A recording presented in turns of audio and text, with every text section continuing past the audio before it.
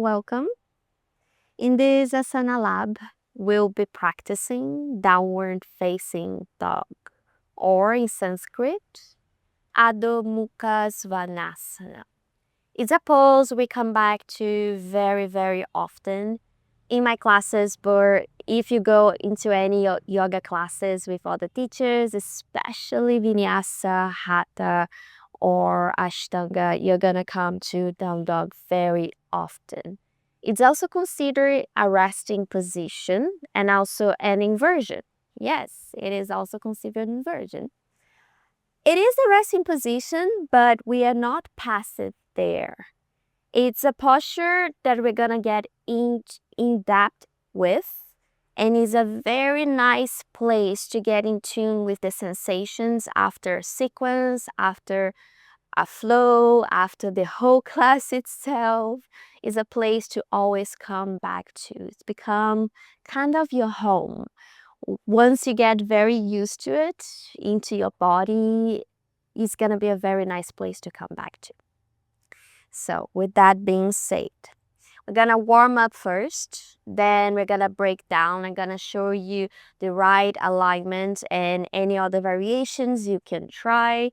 And after, a tiny little flow to really get into it. Okay? So let's come to seated position. Let's roll your shoulders up, back, and down a couple of times. And then reverse direction, forward, down, and back. Let's bring your hands in front of you, interlacing your fingers, and start to warm up your wrist, making an infinite sign. And then reverse direction.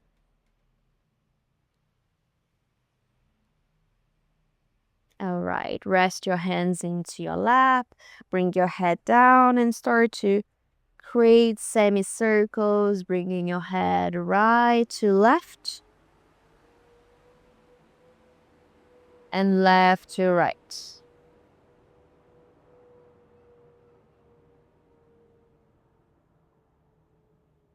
Now, if it's okay for your neck, complete the circle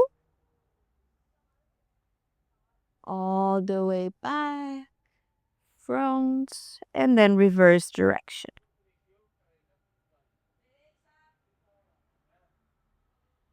All right, let's come to our tabletop. Now, the first tabletop, I'm gonna start already the alignment. It's a base into a down dog. I say many times, if the down dog is not available for you, you can always bring your knee down and then you come to your tabletop. So the alignment here is very important. So first, check if your wrists are under your shoulders and your hands are shoulders distance apart. Another check is your knee under your hips and knees, hips distance apart. You don't want to collapse into your shoulders, so you're gonna press your hands and bring your shoulders down, activating your back. You don't want neither your belly down into the ground. You want to engage your core and bring in alignment into your spine. Now, alignment of your hands, very, very important. I see very often many people with wrist injuries from plank, handstands, many other asanas, but everything starts into your base, into your tabletop or your down dog. So we want to do the right placements here. You want to distribute your weight over all of your hands. That being said, your fingers, your knuckles, and the whole part of your hands, not only the bottom close to your wrist. So when you put all of your weight here, that's gonna cause injuries because it's too much weight for your wrist. So we want to share the weight all over. Another thing you can think is like you're grabbing something with your fingers, like you're plucking out of the ground. So maybe the middle of your fingers will come slightly out of your mat. What you don't want to come out of your mat is the middle of your hands. You see? Not good. Let's spread your fingers apart and press specifically your knuckles, the middle of your hands down.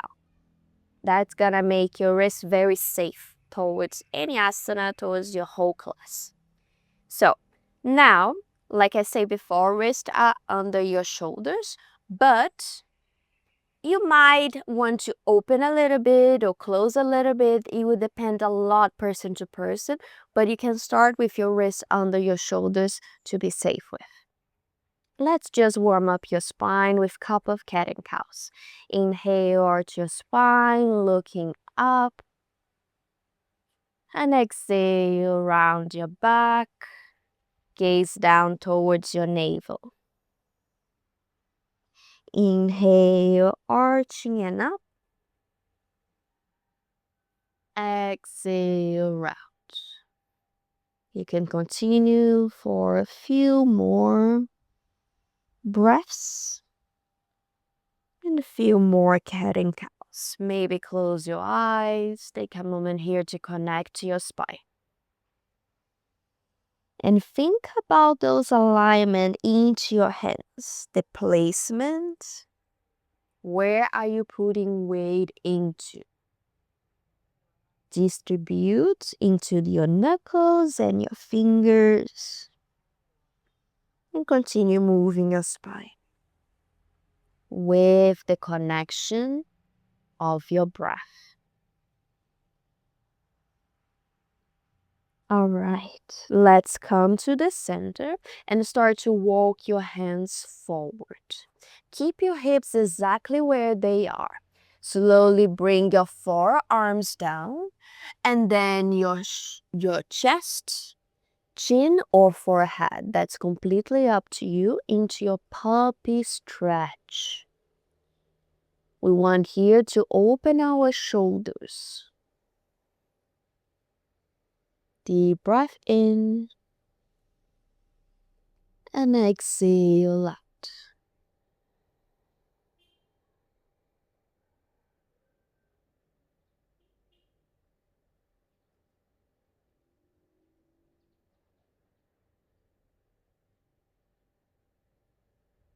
And slowly bring your chest up, your hands under your shoulders, press yourself up. Let's bring our right foot in between your hands into our low lunge. Take a moment to adjust yourself. If you have blocks with you, it might be very helpful here. If not, that's totally fine. Just bring your fingers down or any other thing that looks like a block. Okay, let's start to extend your forward leg and flex your foot to stretch and warm up all of your hamstring and the back of your leg. Take a moment here in stillness, connect your breath. If there is any urge to move, maybe your hips side to side, maybe your chest up and down, that's okay to follow it.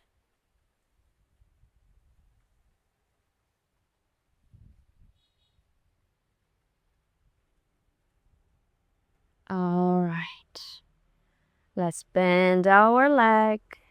Bring your hands into your block or into the floor. Let's change to the other side. Left foot forward. And start to extend the leg, flexing your foot. Feeling right away that stretch into the back of your leg. Keeping your spine lengthened. You don't want to go all the way down. That's not the point here. If you feel a stretch into the back of your leg and you're very high with your upper body, that's fine. Just stay there. Once you connect to your breath, maybe explore a little bit if any movement arises. Maybe close your eyes, get in tune with it.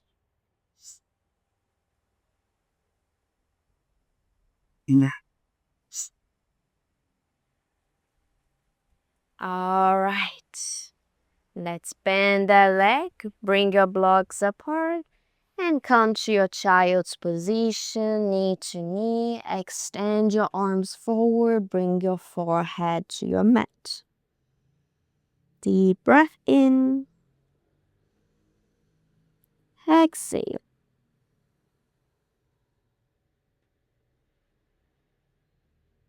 All right. Press your hands, round your spine up, coming back to your tabletop. Adjust yourself, bring your knees, hips distance apart. Hands, shoulders distance apart. I'm gonna be repeating those alignments. Spread your fingers, press your knuckles down. Now, let's start to come to your downward facing dog.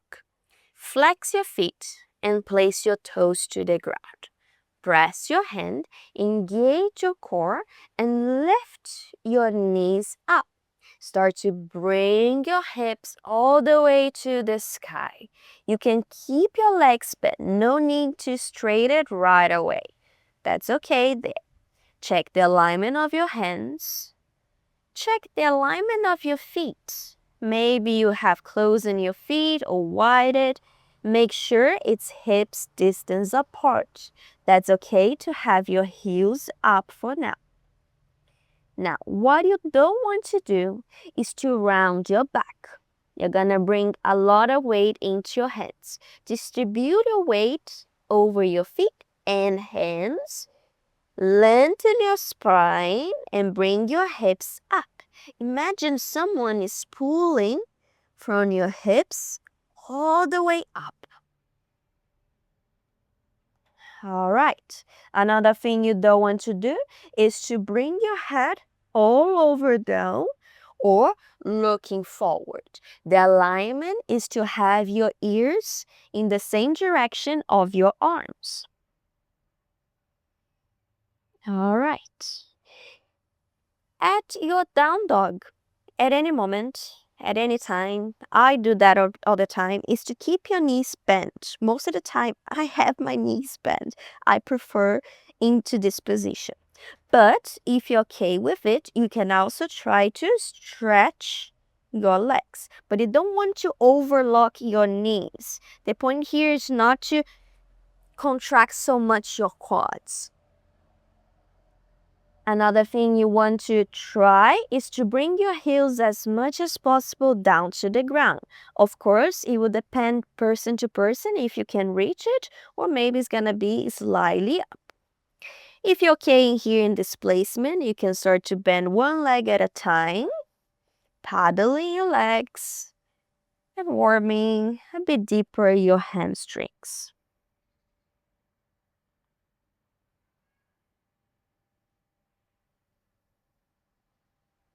Nice. And let's slowly bring your knees down and come to sit into your heels. All right. Another option here for you, if that position feels a bit challenging already, is to place two blocks in front of you where your hands are supposed to be at. That's gonna rise a little bit and become a bit easier.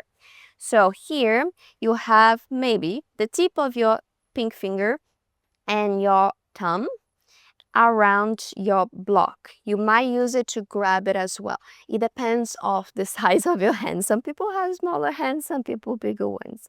So if your fingers are slightly out, that's totally fine. Spread your fingers, press your knuckles down exactly like before. Flex your feet, press your toes, rise your knees, contracting your core, and rise your hips all the way to the sky. In my case, my block is sliding slightly, but that's fine. Bring your ears to the direction of your arms. Another thing here, don't bring your shoulders all the way to your head. At the same time, don't bring your shoulders all the way up. There is a middle ground there. So at any moment, you can choose to have your block or release it aside. So let's come back to your down dog.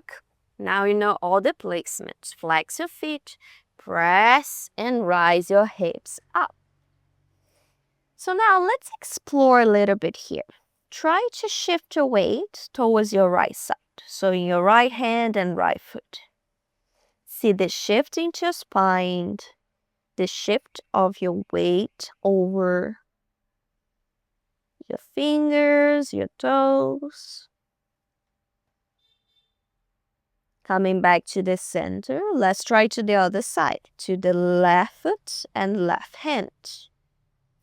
What has it shift? Nice. Come back to the center.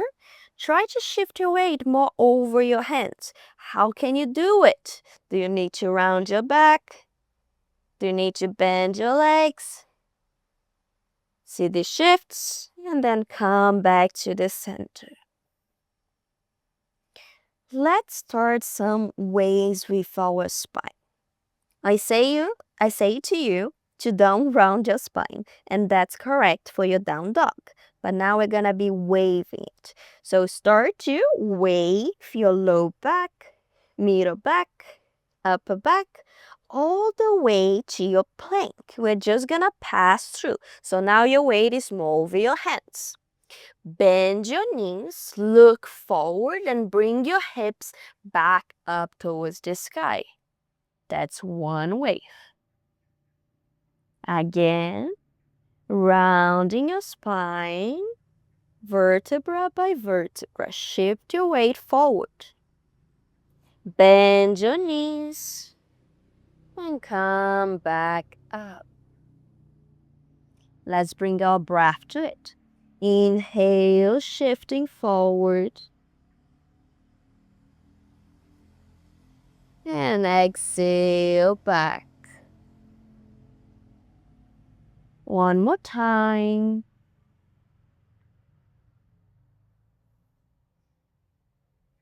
Now you can continue to your spinal weights, but you can also explore a little bit out of this structure. Maybe close your eyes, start to move your legs, start to move your arms, your shoulders, getting out of that structure, out of that alignment. Take a moment to feel here, to connect to your breath, to your muscles, to your bones. Make it feel yummy. Make it feel nice and soft and smooth.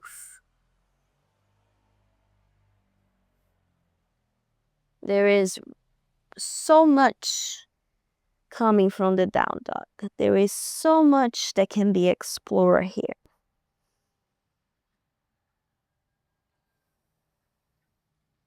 That's your resting posture, but also that's your place to always come back to. That's a place to bring awareness inward. It's your base, it's your home.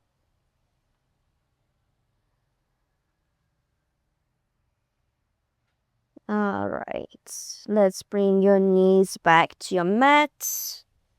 Come into your child, this time with your arms around your legs. Relax your shoulders down. Deep breath in. And exhale.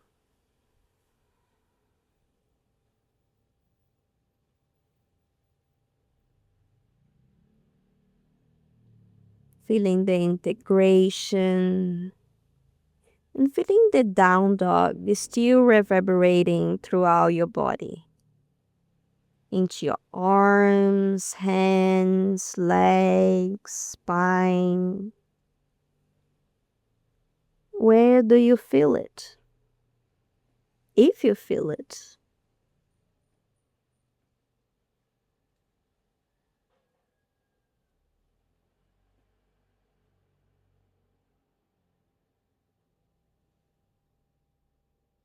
Taking this moment to notice and to observe.